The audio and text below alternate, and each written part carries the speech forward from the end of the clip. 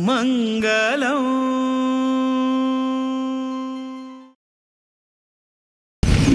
ಮಂಗಲಂ ಭಗವಾನ್ ವಿಷ್ಣು ಮಂಗಲಂ ಮಧುಸೂದನಃ ಮಂಗಲಂ ದೇವಕೀ ಪುತ್ರಃ ಮಂಗಲಂ ಗರುಡಧ್ವಜಃ ಶ್ರೀರಾಮಂ ಹನುಮತ್ ಸೇವ್ಯಂ ಶ್ರೀಕೃಷ್ಣಂ ಭೀಮಸೇವಿತಂ ಶ್ರೀವ್ಯಾಸಂ ಶ್ರೀಮದಾನಂದ ತೀರ್ಥ ಸಂಸೇವಿತಂ ಭಜೆ ಬ್ರಹ್ಮಾಂತಾಃ ಗುರವಃ ಸಾಕ್ಷಾತ್ ಇಷ್ಟಂ ದೈವಂ ಶ್ರಿಯಃಪತಿಃ ಆಚಾರ್ಯಾಃ ಶ್ರೀಮದಾಚಾರ್ಯಾಃ ಸಂತು ಮೇ ಜನ್ಮ ಜನ್ಮನಿ. ಶ್ರೀ ಗುರುಭ್ಯೋ ನಮಃ. ಹರಿ ಓಂ. ವೈಶಾಖ ಮಾಸದ ಶುಕ್ಲ ಪಕ್ಷದ ತ್ರಯೋದಶಿ ತಿಥಿಯೊಂದು ಅನೇಕ ಕಾರ್ಯಕ್ರಮಗಳು ನಡೆದಿವೆ. ಬೆಳಗ್ಗೆ ಭಟ್ಕಳದಲ್ಲಿ ನ್ಯೂ ಇಂಗ್ಲೀಷ್ ಸೊಸೈಟಿ ಅಥವಾ ಭಟ್ಕಳ ಎಜುಕೇಷನ್ ಟ್ರಸ್ಟ್ ಈ ಸಂಸ್ಥೆಯಿಂದ ನಿರ್ಮಾಣವಾದ ವಾಸ್ತುವಿನ ಉದ್ಘಾಟನೆ ಆಯಿತು. ತದನಂತರ ನಮ್ಮ ವೈಯಕ್ತಿಕ ಕಾರ್ಯಕ್ರಮಗಳಿತ್ತು. ತದನಂತರ ಈಗ ಸಂಧ್ಯಾಕಾಲ ಸಮಯದಲ್ಲಿ ಗೋಧೂಳಿ ಮುಹೂರ್ತದ ಈಗ ಶುಭ ಸಂದರ್ಭ ನಡೀತಾ ಇದೆ. ಅಂತಹ ಶುಭ ಸಂದರ್ಭದಲ್ಲಿ ನಮ್ಮ ಈ ನ್ಯೂ ಎಜುಕೇಷನ್ ಸೊಸೈಟಿ ಈ ಸಂಸ್ಥೆಯ ಶಿಕ್ಷಣ ಸಂಸ್ಥೆಯ ವತಿಯಿಂದ KTR ಪೂರ್ವ ಪ್ರಾಥಮಿಕ ಶಾಲೆಯ ಉದ್ಘಾಟನೆ ನಡೆದಿದೆ. ಒಂದೇ ಒಂದು ವಿಚಾರ ಏನಂದರೆ, ಭಟ್ಕಳದಲ್ಲಿಯೂ ಕೂಡ ಶಿಲಾನ್ಯಾಸ ಉದ್ಘಾಟನೆ ಅಲ್ಲೂ ಗುರುಗಳ ಉಪಸ್ಥಿತಿಯಲ್ಲೇ ಆಯಿತು. ಹೊನ್ನಾವರದಲ್ಲೂ ಕೂಡ ಶಿಲಾನ್ಯಾಸ ಮತ್ತು ಉದ್ಘಾಟನೆ ಗುರುಗಳ ಉಪಸ್ಥಿತಿಯಲ್ಲೇ ನಡೀತಾ ಇದೆ. ಎರಡೂ ಕೂಡ ಒಂದೇ ಕಾಲದಲ್ಲಿ ಆರಂಭವಾಗಿತ್ತು. ಭಟ್ಕಳದಲ್ಲಿ ಫೆಬ್ರವರಿ 14ರಂದು ಆರಂಭವಾಗಿತ್ತು. ಹೊನ್ನಾವರದಲ್ಲಿ ಮಾರ್ಚ್ 4ರಂದು ಶಿಲಾನ್ಯಾಸ ಆಗಿತ್ತು. ಆದರೆ ಉದ್ಘಾಟನೆ ಮಾತ್ರ ಒಂದೇ ದಿನ ಆಗ್ತಾ ಇದೆ. ಭಟ್ಕಳದಲ್ಲೂ ಕೂಡ ಹೊನ್ನಾವರದಲ್ಲೂ ಕೂಡ ಉದ್ಘಾಟನೆ ವೈಶಾಖ ಮಾಸದ ಶುಕ್ಲ ತ್ರಯೋದಶಿ ತಿಥಿಯಂದು ಇಂದಿನ ಈ ಕಾರ್ಯಕ್ರಮ ನೆರವೇರ್ತಾ ಇದೆ. ಇವತ್ತಿನ ಈ ಸಭೆಯಲ್ಲಿ ಉಪಸ್ಥಿತರಾಗಿರುವ ನಮ್ಮ ಶಿವಶಂಕರ ಪಿಕಳೆಯವರು ಪೂನಾದಲ್ಲಿ ಇದ್ದರೂ ಕೂಡ ಈಗ ತಾನೇ ಹೇಳಿರುವ ಹಾಗೆ ಸಾಮಾಜಿಕ ಚಟುವಟಿಕೆಯ ಏನು ಜವಾಬ್ದಾರಿ ಇದೆ, CSR ಕಾರ್ಪೊರೇಟ್ ಸೋಷಿಯಲ್ ರೆಸ್ಪಾನ್ಸಿಬಿಲಿಟಿ ಏನಿದೆ, ಒಂದು ಲೆಕ್ಕದಲ್ಲಿ ಎಲ್ಲಿ ಕಂಪನಿ ಇರುತ್ತೆ ಆ ಕಂಪನಿಯ ಸುತ್ತಮುತ್ತಲಿನಲ್ಲೇ ಅವರು ಹೆಚ್ಚಾಗಿ ಅಲ್ಲಿ ಫೋಕಸ್ ಮಾಡಬೇಕು. ಆದರೆ ನಮ್ಮ ಕುಮಟಾದವರಿಗೆ, ನಮ್ಮ ಹೊನ್ನಾವರದವರಿಗೆ ಒಳ್ಳೆಯದಾಗಬೇಕು ಅನ್ನೋ ಉದ್ದೇಶದಿಂದ ಆ CSR ಫಂಡನ್ನು ಇಲ್ಲಿ ಡೈವರ್ಟ್ ಮಾಡಿ ಇಲ್ಲಿ ಒಳ್ಳೆಯದಾಗಬೇಕು ಅಂದರೆ ನಾನು ಹುಟ್ಟಿ ಬೆಳೆದ ಊರು ಕುಮಟಾ, ನನ್ನ ಧರ್ಮಪತ್ನಿಗೆ ಸಂಬಂಧಿಸಿದ ಈ ಊರು, ಅಲ್ಲಿ ನಾನೇನಾದರೂ ಮಾಡಬೇಕು ಎನ್ನುವ ಇಚ್ಛೆಯಿಂದ ಇಲ್ಲಿ ಅವರು ಆ CSR ಫಂಡನ್ನು ಇಲ್ಲಿ ದಾನಾಗಿ ಕೊಟ್ಟಿದ್ದಾರೆ. ವಿಶೇಷವಾಗಿ ಇದು ಯಾಕೆ ಆಯಿತು ಅಂದರೆ, ತಂದೆ ತಾಯಿ ಅವರು ಕೊಟ್ಟಿರುವ ಸಂಸ್ಕಾರದಿಂದ ಆ ವಿಚಾರಗಳು ಬಂತು. ಇಲ್ಲಾಂದರೆ ಪೂನಾದಲ್ಲಿ ಎಷ್ಟೋ ಇದೆ, ಪೂನಾದಲ್ಲೂ ಕೊಡಬಹುದು ಅಥವಾ ಬೇರೆ ಎಲ್ಲಾದರೂ ಕೊಡಬಹುದು. ಕುಮಟಾಕ್ಕೆ ಯಾಕೆ ಕೊಡಬೇಕು, ಹೊನ್ನಾವರಕ್ಕೇ ಯಾಕೆ ಕೊಡಬೇಕು, ಅಥವಾ ಈ ಭಾಗದಲ್ಲೇ ಯಾಕೆ ಕೊಡಬೇಕಿತ್ತು? ಕೊಡಬಹುದಾದರೆ ಎಲ್ಲೂ ಕೊಡಬಹುದು, ಪೂನಾದಲ್ಲೂ ಕೊಡಬಹುದು. ಯಾಕಂದರೆ ಕಂಪನಿ ಅಲ್ಲೇ ಇದೆ, ಅವರು ಉದ್ಯೋಗ ಮಾಡುವ ಸ್ಥಳವು ಕೂಡ ಪೂನಾದಲ್ಲೇ ಇದೆ, ಅಲ್ಲೇ ಕೊಡ್ಬೋದಾಗಿತ್ತಲ್ಲ. ಅಲ್ಲೇ ಜನರಿಗೂ ಗೊತ್ತಾಗ್ತಾ ಇತ್ತು ಪೂನಾದಲ್ಲಿ ಕೊಟ್ಟಿದ್ದಾರೆ, ಇವರು ಕೊಟ್ಟಿದ್ದಾರೆ. ಇಲ್ಲ, ನನಗೆ ಎಲ್ಲಿ ಕೊಡಬೇಕು ಅಂತ ಮುಖ್ಯ ಅಲ್ಲ. ನನ್ನ ಹುಟ್ಟ ಸ್ಥಳ, ನನ್ನ ಜನ್ಮಸ್ಥಾನ, ನನ್ನ ಧರ್ಮಪತ್ನಿಗೆ ಸಂಬಂಧಪಟ್ಟ ಈ ಊರಿನಲ್ಲಿ ನಾನೇನಾದರೂ ಮಾಡಬೇಕು. ಅದೇ ರಾಮದೇವರು ತಿಳಿಸ್ಕೊಟ್ಟಿದ್ದಾರೆ. ಅಲ್ಲಿ ಅವಕಾಶ ಇತ್ತು. ರಾಮದೇವರು ಲಂಕಾವನ್ನು ವಿಜಯವನ್ನು ಮಾಡಿದ ನಂತರ ಸಂಪೂರ್ಣ ಲಂಕಾವನ್ನು ತನ್ನ ಅಧಿಕಾರದಲ್ಲಿ ಮಾಡಿಕೊಳ್ಬಹುದಾಗಿತ್ತು. ಆದರೆ ಅಲ್ಲಿ ರಾಮದೇವರು ಏನು ಹೇಳ್ತಾರಂದರೆ, ಜನನಿ ಅಪಿ ಸ್ವರ್ಣಮಯಿ ಲಂಕಾ ನಮೇ ಲಕ್ಷ್ಮಣ ರೋಚತೆ ಜನನಿ ಜನ್ಮಭೂಮಿಶ್ಚ ಸ್ವರ್ಗಾತಪಿ ಗರೀಯಸಿ ಅಂತ ಹೇಳಿದ್ದಾರೆ. ಇದು ಲಂಕಾ ಎಷ್ಟು ಚೆನ್ನಾಗಿ ಕಾಣಿಸಿದ್ರು ಕೂಡ, ಎಷ್ಟೋ ಬಂಗಾರದಂತ ಇದ್ದರೂ ಕೂಡ ನನಗೆ ಇಂತಹ ಲಂಕಾಪಟ್ಟಣ ಬೇಡ, ನನಗೆ ಜನನಿ ಮತ್ತು ಜನ್ಮಭೂಮಿ ಇದೇ ಎರಡು ಸ್ವರ್ಗಕ್ಕಿಂತ ಮಿಗಿಲಾದದ್ದು ಅಂತ ರಾಮದೇವರಲ್ಲಿ ಮಾತು ಹೇಳ್ತಾರೆ. ಹಾಗೆ ನಮ್ಮ ಪಿಕ್ಳೆಯವರು ಪೂನಾ ಎಷ್ಟೇ ಬಂಗಾರದಂತೆ ಇದ್ದರೂ ಕೂಡ CSR ಮಾತ್ರ ಕುಮಟಾ ಮತ್ತು ಹೊನ್ನಾವರಕ್ಕೇನೆ ಜನ್ಮಭೂಮಿ ಅದು. ಆದ್ದರಿಂದ ಈ ಹೇಗೆ ಬರುತ್ತೆ, ಇದು ಸಂಸ್ಕಾರ ಕೊಟ್ಟಿರೋದ್ರಿಂದ, ಅಥವಾ ತಾನು ಪಾಠವನ್ನು ಕಲಿಯುವಾಗ ಅಥವಾ ಶಾಲೆಯಲ್ಲಿ ಹೋಗುವಾಗ ತನಗೆ ಏನು ಕಷ್ಟ ಆಯಿತು, ಆ ಕಷ್ಟ ಮುಂದಿನ ಜನರೇಷನ್, ಮುಂದಿನ ಪೀಳಿಗೆಗೆ ಆಗಬಾರ್ದು ಎನ್ನುವ ಉದ್ದೇಶದಿಂದ ಅವರು ಇಂತಹ ನಿರ್ಣಯವನ್ನು ಪಡೆದು ಅಥವಾ ಇಂತಹ ಒಂದು ಕಾರ್ಯಕ್ಕೆ ಅವರು ಯೋಗದಾನವನ್ನು ನೀಡಿದ್ದಾರೆ. ಅಂತಹ ದಾನಿಗಳಿಗೆ ಇಂದಿನ ಸಭೆಯಲ್ಲಿ ಗುರುಗಳ ಉಪಸ್ಥಿತಿಯಲ್ಲಿ ಸನ್ಮಾನ ಕಾರ್ಯಕ್ರಮ ನಡೆದಿದೆ.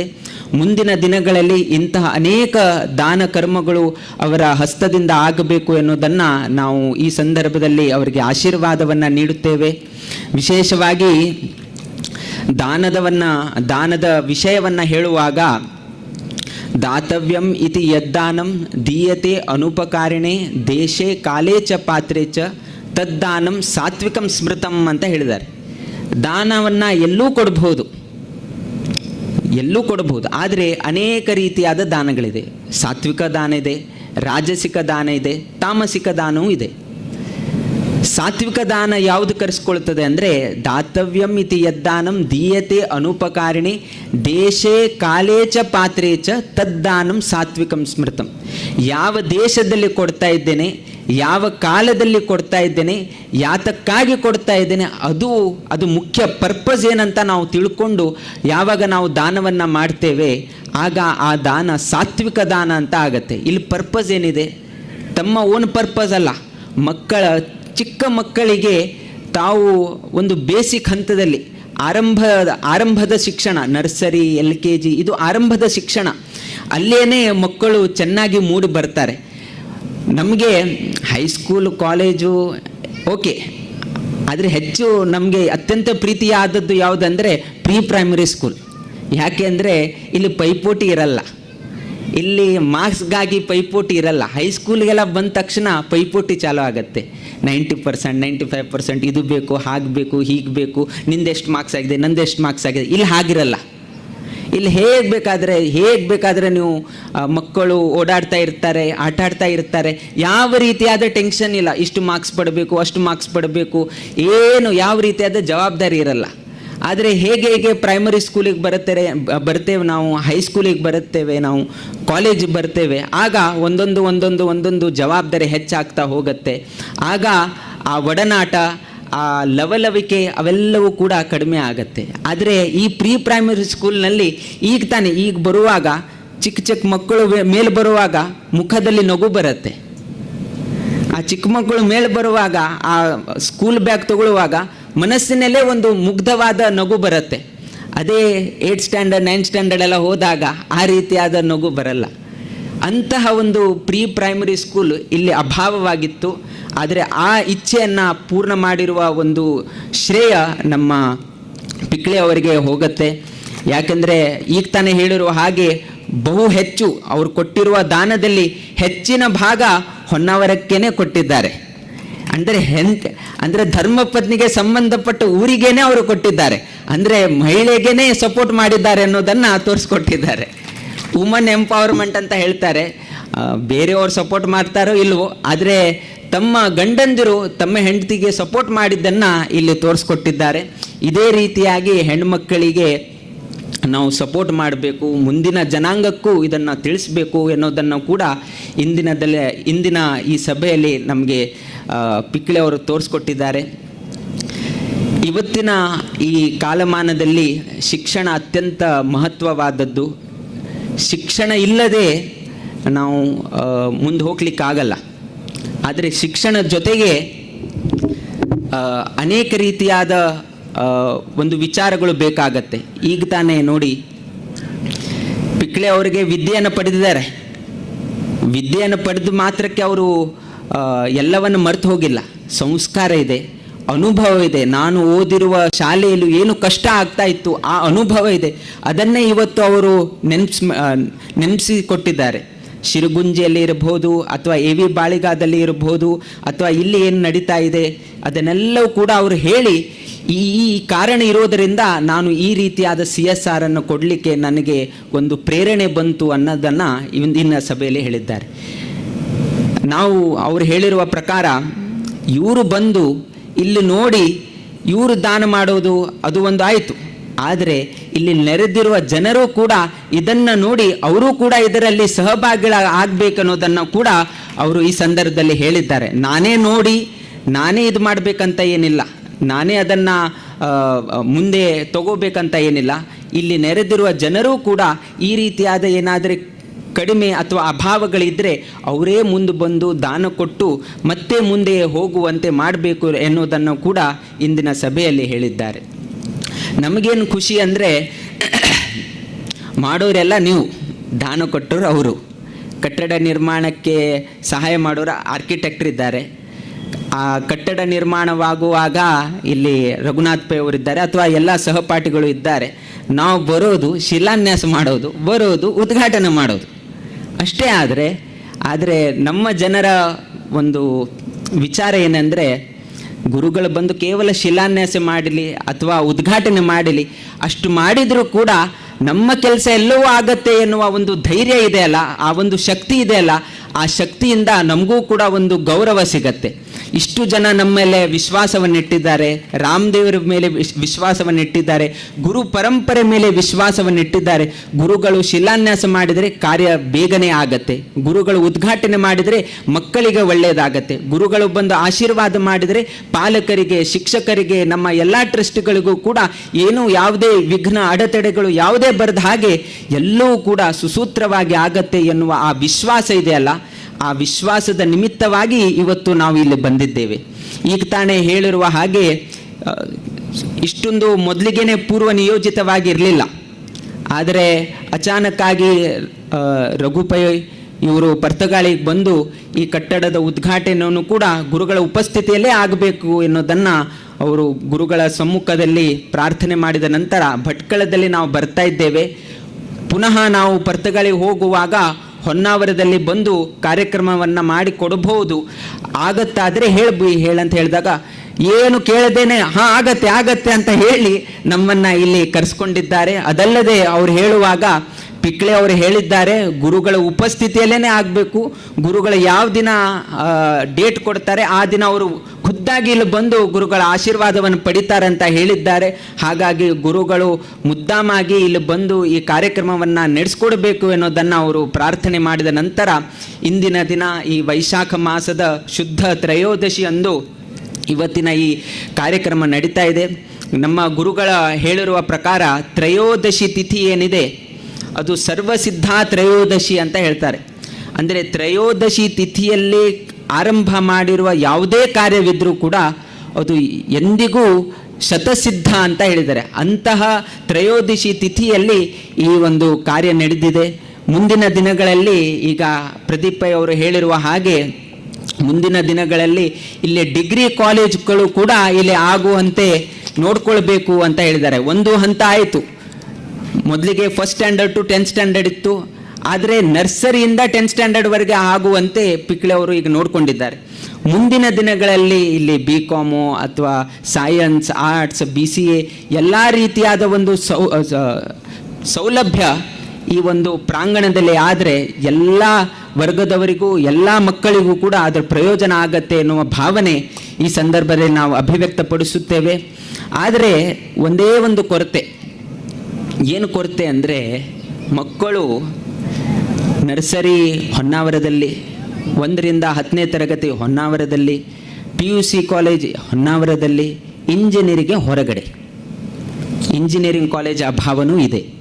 ಅದಾದ ನಂತರ ಇಂಜಿನಿಯರಿಂಗ್ ಕಾಲೇಜ್ ಆದರೂ ಕೂಡ ಇಂಜಿನಿಯರಿಂಗ್ ಓದಿದ ನಂತರ ಉದ್ಯೋಗಕ್ಕೆ ಹೊನ್ನಾವರದಲ್ಲಿ ಸ್ಕೋಪ್ ಇಲ್ಲ, ಭಟ್ಕಳದಲ್ಲಿ ಸ್ಕೋಪ್ ಇಲ್ಲ, ಕಾರವಾರದಲ್ಲಿ ಸ್ಕೋಪ್ ಇಲ್ಲ. ಇರೋದೆಲ್ಲಿ ನೇರವಾಗಿ ಬೆಂಗಳೂರು, ಚೆನ್ನೈ, ಹೈದರಾಬಾದ್, ಪೂನಾ ಅಂತಹ ದೊಡ್ಡ ದೊಡ್ಡ ಶಹರಗಳಲ್ಲಿ ಉದ್ಯೋಗ ಅವಕಾಶ ಅಲ್ಲಿದೆ, ಶಿಕ್ಷಣ ಇಲ್ಲಿ, ಉದ್ಯೋಗ ಅಲ್ಲಿ. ಆದರೆ ಬೆಂಗಳೂರಿನಂತಹ ಊರಿನಲ್ಲಿ ಶಿಕ್ಷಣವೂ ಅಲ್ಲೇ ಇದೆ, ಉದ್ಯೋಗವೂ ಅಲ್ಲೇ ಇದೆ. ಮುಂದಿನ ದಿನಗಳಲ್ಲಿ ಎಲ್ಲವೂ ಶಿಕ್ಷಣ, ಉದ್ಯೋಗ ಎಲ್ಲವೂ ಕೂಡ ಇಲ್ಲೇ ಕರಾವಳಿ ಪ್ರಾಂತದಲ್ಲಿ ಆಗುವಂತೆ ಆದರೆ ನಮ್ಮ ಮಕ್ಕಳು ನಮ್ಮ ಎದುರುಗಡೆನೇ ಇದ್ದು ಅವರು ಉದ್ಯೋಗಕ್ಕೆ ಹೋಗುವಂತಹ ಒಂದು ಸಂದರ್ಭ ನಾವು ಕಾಣಲಿಕ್ಕೆ ಕಣ್ತುಂಬ ಕಾಣಬಹುದು. ಈಗಿನ ದಿನಗಳಲ್ಲಿ ಏನಾಗಿದೆ ಅಂದರೆ ತಮ್ಮ ವಯಸ್ಸಿನಲ್ಲಿ ಎಷ್ಟು ಎಜುಕೇಷನ್ ಬೇಕೋ ಅಷ್ಟು ಎಜುಕೇಷನ್ ಆಗತ್ತೆ. ಉಳಿದ ಭಾಗ 20 ರಿಂದ 22 ವಯಸ್ಸು ತನಕ ಹೊನ್ನಾವರ, ಉಳಿದದ್ದು 40 ವರ್ಷ 50 ವರ್ಷ ಎಲ್ಲವೂ ಕೂಡ ಹೊರಭಾಗದಲ್ಲಿ. ಆಗ ಏನಾಗತ್ತೆ, ಆಗ ಔಟ್ ಆಫ್ 100 10 ಜನರು ಮಾತ್ರ ತಮ್ಮ ಮೂಲ ಸ್ಥಾನ, ತಮ್ಮ ಜನ್ಮ ಊರು ಅದನ್ನು ತಿಳ್ಕೊಂಡು ಇಲ್ಲಿ ಬರ್ತಾರೆ. ಉಳಿದ 90 ಜನರು ತುಂಬ ದೂರ ಆಗಿ, ಆಮೇಲೆ ಅವರ ಸಂತಾನ ಕೂಡ ದೂರ ಆಗಿ ಆಮೇಲೆ ಎಲ್ಲವೂ ಮಾಯವಾಗತ್ತೆ. ಆದ್ದರಿಂದ ಮುಂದಿನ ದಿನಗಳಲ್ಲಿ ಅದು ಹೇಗಾಗತ್ತೆ, ಯಾವಾಗ ಆಗತ್ತೆ ಅನ್ನೋದು ಗೊತ್ತಿಲ್ಲ. ಆದರೆ ಮುಂದಿನ ದಿನಗಳಲ್ಲಿ ದೇವರ ಆಶೀರ್ವಾದದಿಂದ, ರಾಮದೇವ್ ವೀರವಿಠಲ ದೇವರ ಆಶೀರ್ವಾದದಿಂದ ಈ ಕರಾವಳಿ ಪ್ರಾಂತದಲ್ಲಿಯೂ ಕೂಡ ನಾವು ಏನು ಶಿಕ್ಷಣವನ್ನು ಪಡೆದಿದ್ದೇವೆ ಆ ಶಿಕ್ಷಣಕ್ಕೆ ತಕ್ಕಾಗಿ ಉದ್ಯೋಗವು ಕೂಡ ಇಲ್ಲಿ ಸೃಷ್ಟಿಯಾದರೆ ಆಗ ನಾವು ಮಾಡಿರುವ ಈ ಎಲ್ಲವೂ ಕೂಡ ಈ ಕಾಲೇಜು ಅಥವಾ ಈ ಸ್ಕೂಲು ಎಲ್ಲ ಮಾಡಿರುವುದು ಸಾರ್ಥಕವಾಗತ್ತೆ. ಇಲ್ಲಾಂದರೆ ಶಿಕ್ಷಣ ಇಲ್ಲ ಆಗತ್ತೆ, ಉದ್ಯೋಗಕ್ಕೆ ಬೇರೆ ಕಡೆ ಹೋಗಬೇಕಾಗತ್ತೆ. ಮುಂದಿನ ದಿನಗಳಲ್ಲಿ ಈ ಒಂದು ಅಭಾವ ಇದೆ, ಇಂಜಿನಿಯರಿಂಗ್ ಕಾಲೇಜಿನ ಅಭಾವ ಇದೆ. ಹಾಗೂ ಇಂಜಿನಿಯರಿಂಗ್ ಆದ ನಂತರ ಅದಕ್ಕೆ ತಕ್ಕಂತೆ ಬೇಕಾಗಿರುವ ಒಂದು ಏನು ಉದ್ಯೋಗ ಇದೆ ಆ ಉದ್ಯೋಗವು ಕೂಡ ಇಲ್ಲಿ ಸೃಷ್ಟಿ ಆಗಬೇಕು ಅನ್ನೋದನ್ನು ನಾವು ಈ ಸಂದರ್ಭದಲ್ಲಿ ಪುನಃ ನಿಮ್ಮ ಎದುರುಗಡೆ ನಮ್ಮ ಮನಸ್ಸಿನ ಮಾತನ್ನು ಹೇಳ್ತಾ ಇದ್ದೇವೆ. ವಿಶ್ವಾಸ ಇದೆ, ಇವತ್ತಲ್ಲ ಅಂದರೆ ನಾಳೆ. ಮೊದಲಿಗೆ ಮಂಗಳೂರು ಏನಿರಲಿಲ್ಲ, ಆದರೆ ಬ್ಯಾಂಗ್ಳೂರೀಗ ಬೆಳೀತಾ ಇದೆ ಅಂತ ಗೊತ್ತಾದ ತಕ್ಷಣ ಈಗ ಮಂಗಳೂರನ್ನು ಈಗ IT ಹಬ್ ಆಗಿ ಪರಿವರ್ತನೆ ಮಾಡುವ ಒಂದು ಸಂದರ್ಭ ಆಗ್ತಾ ಇದೆ. ಮುಂದೆ ಮಂಗಳೂರು ಹೆಚ್ಚಾಗ್ತಾ ಹೋದಾಗ ಆಮೇಲೆ ಅದು ಕೊನೆಗೆ ಭಟ್ಕಳದಲ್ಲೂ ಬರ್ಬೋದು. ಆಮೇಲೆ ಹಾಗೆ ಭಟ್ಕಳದಿಂದ ಹೊನ್ನಾವರ, ಕುಮಟಾ, ಕರಾವಳಿ ತನಕ ಹೋಗಬೇಕು ಅನ್ನೋದನ್ನು ನಾವು ಈ ಸಂದರ್ಭದಲ್ಲಿ ದೇವರ ಹತ್ರ ಪ್ರಾರ್ಥಿಸುತ್ತೇವೆ. ಹೆಚ್ಚಿನ ಸಮಯವನ್ನು ನಾವು ತೆಗೆದುಕೊಳ್ಳಲ್ಲ, ಮುಂದಿನ ಪ್ರಯಾಣಕ್ಕೆ ಹೋಗಬೇಕಾಗಿದೆ. ಇವತ್ತಿನ ಈ ಕಾರ್ಯಕ್ರಮದಲ್ಲಿ ಪ್ರದೀಪ್ ಅವರು ಇದ್ದಾರೆ. ಅವರು ಕೂಡ ಮಠದ ಅನೇಕ ಕಾರ್ಯಗಳಲ್ಲಿ ತಮ್ಮ ವೈಯಕ್ತಿಕ ಕಾರ್ಯಗಳು ಇದ್ದರೂ ಕೂಡ ಗುರುಗಳ ಸೇವೆ, ಮಠದ ಸೇವೆ ಮಾಡಬೇಕು ಎನ್ನುವ ಹಂಬಲದಿಂದ ಇವತ್ತು ಬೆಳಗ್ಗೆ ಭಟ್ಕಳದಲ್ಲಿದ್ದಾರೆ. ಸಾಯಂಕಾಲ ಗುರುಗಳ ಕಾರ್ಯಕ್ರಮ ಪುನಃ ಹೊನ್ನಾವರಿಗೆ ಬಂದು ಪುನಃ ತಮ್ಮ ಕಾರ್ಯಕ್ಷೇತ್ರಕ್ಕೆ ಹೋಗಬೇಕು. ಆದರೆ ಗುರುಗಳ ಉಪಸ್ಥಿತಿ ಇದೆ, ಗುರುಗಳ ಆಶೀರ್ವಾದ ಸಿಗತ್ತೆ ಎನ್ನುವ ಒಂದೇ ಒಂದು ಕಾರಣದಿಂದ ಈಗ ಪುನಃ ಹೊನ್ನಾವರದಲ್ಲಿ ಬಂದಿದ್ದಾರೆ. ಅನೇಕ ಕಾರ್ಯಕ್ರಮದಲ್ಲಿ ಅಥವಾ ನಮ್ಮ ಸಾರ್ಧ ಪಂಚಶತಮಾನೋತ್ಸವ ಕಾರ್ಯಕ್ರಮದಲ್ಲಿ ಅನೇಕ ರೀತಿಯಾದ ಜವಾಬ್ದಾರಿಯನ್ನು ಪಡೆದು ಆ ಜವಾಬ್ದಾರಿಯನ್ನು ಚೆನ್ನಾಗಿ ನಿಭಾಯಿಸಿ ಯಾವುದೇ ಒಂದು ಫಲಾಪೇಕ್ಷೆಯಿಂದ ಮಠದ ಸೇವೆಯನ್ನು ಮಾಡಿರುವ ನಮ್ಮ ವ್ಯಕ್ತಿ ಅಂದರೆ ಪ್ರದೀಪ ಗಣಪತಿ ಪೈ ಅವರು. ಈಗ ತಾನೇ ಹೇಳಿರುವ ಹಾಗೆ ಹೊಸ ಪ್ಲಾಂಟನ್ನು ತಿರುಪತಿಯಲ್ಲಿ ಉದ್ಘಾಟನೆ ಆಗಿದೆ, ಮುಹೂರ್ತ ಕೊಟ್ಟಾಗಿತ್ತು, ಹಾಗಾಗಿ ಉದ್ಘಾಟನೆ ಆಗಿದೆ. ಮುಂದಿನ ತಿಂಗಳಲ್ಲಿ ಅಲ್ಲಿ ಗುರುಗಳ ಉಪಸ್ಥಿತಿಯಲ್ಲಿ ಮತ್ತೊಂದು ಕಾರ್ಯಕ್ರಮ ನೆರವೇರಲಿದೆ. ಅದನ್ನು ಕೂಡ ಅವರು ನಿಮ್ಮ ಜೊತೆಗೆ ಹಂಚಿಕೊಂಡಿದ್ದಾರೆ.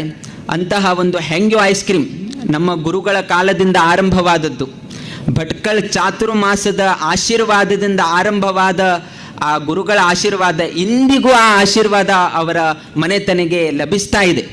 ಒಂದಲ್ಲ, 1986 ಅಥವಾ 87 ಬದ್ರಿ ಚಾತುರ್ಮಾಸ ಆದ ನಂತರ ಭಟ್ಕಳದಲ್ಲಿ ಚಾತುರ್ಮಾಸ ಆಗಿತ್ತು. ಆ ಚಾತುರ್ಮಾಸದ ಒಂದು ಬಲದಿಂದ ಆಗ ಇವರೆಲ್ಲರೂ ಅಲ್ಲೇ, ಪುತ್ತು ಪೈಗಳವರು, ದಿನೇಶ್ ಪೈ ಅವರು ಅಥವಾ ಜಗದೀಶ್ ಪೈ ಅವರು, ಪ್ರದೀಪ್ ಪೈ ಅವರು, ಅವರು ಆವಾಗ ವಾಲಂಟಿಯರ್ಸ್, ಅವರೆಲ್ಲರೂ ಕೂಡ ಆವಾಗ ವಾಲಂಟಿಯರ್ಸರಾಗಿ ಸೇವೆ ಸಲ್ಲಿಸಿದ್ದಾರೆ.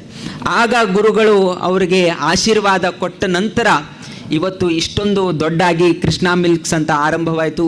ಈಗ ಹೆಂಗ್ಯೋ ಐಸ್ ಕ್ರೀಮಿಂದ ಆರಂಭವಾಗಿ ಈಗ ತಿರುಪತಿ ತನಕ, ಆಂಧ್ರ ಪ್ರದೇಶ ತನಕ ಹೋಗಿದೆ. ಭಟ್ಕಳದಿಂದ ಆರಂಭವಾದ ಇವರ ಸಂಸ್ಥೆ ಈಗ ತಿರುಪತಿ ತನಕ ಹೋಗಿದೆ, ಅಂದರೆ ವೆಂಕಟೇಶ್ವರ ದೇವರ ಸನ್ನಿಧಾನ ತನಕ ಹೋಗಿದೆ. ಇದಕ್ಕೆ ಅವರು ಹೇಳಿರುವ ಕಾರಣ ಅಂದರೆ ಗುರುಗಳ ಆಶೀರ್ವಾದ.